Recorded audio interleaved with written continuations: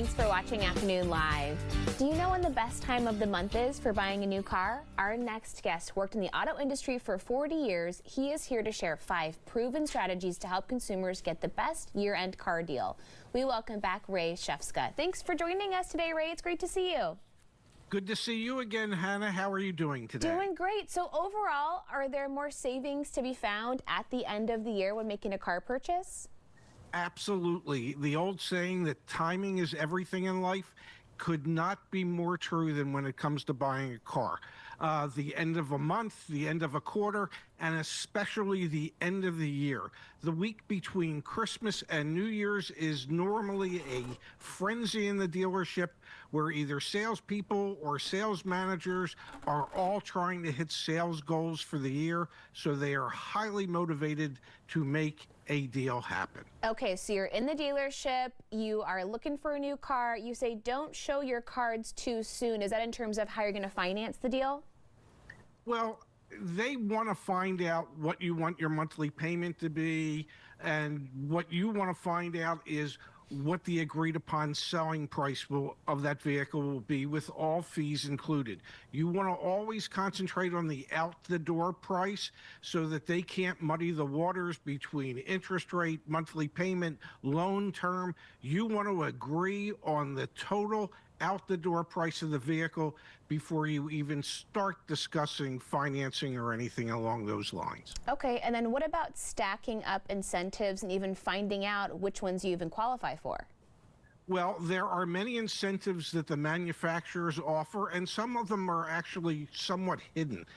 First responder, retired military, recent college graduate. And these are all programs that are offered by the manufacturer that doesn't cost the dealership a dime. So always ask the dealership if there's any special programs as a first responder or a nurse or a teacher.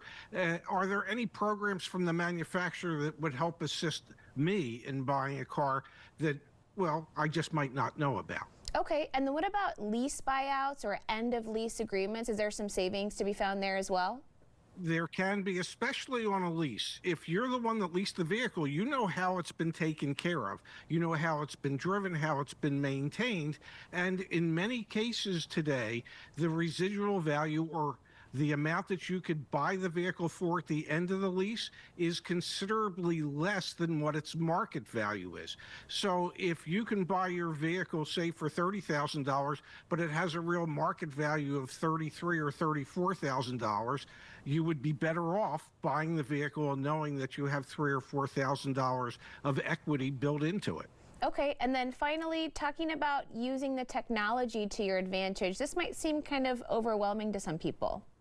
Well, you know, ever since Al Gore invented the internet, I believe he did it just so we could make it easier for people to be able to get the information they need, to be able to buy a car at a fair price, and to cut down the time, effort, and energy required.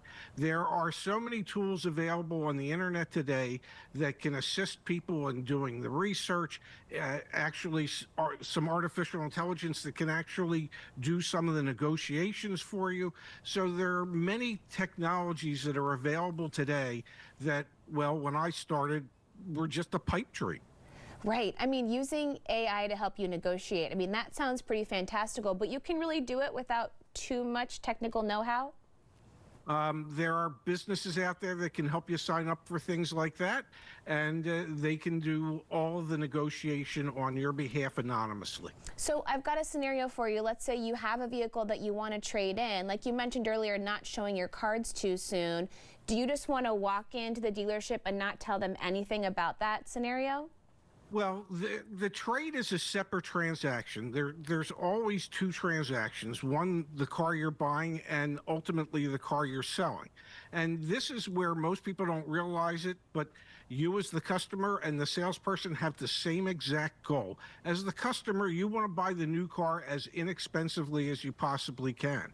And, well, the dealership wants to do the same with yours. So do each as a separate transaction. Negotiate the price of the new car first, and then let's see how good a salesperson you are when you're selling your car to the dealership.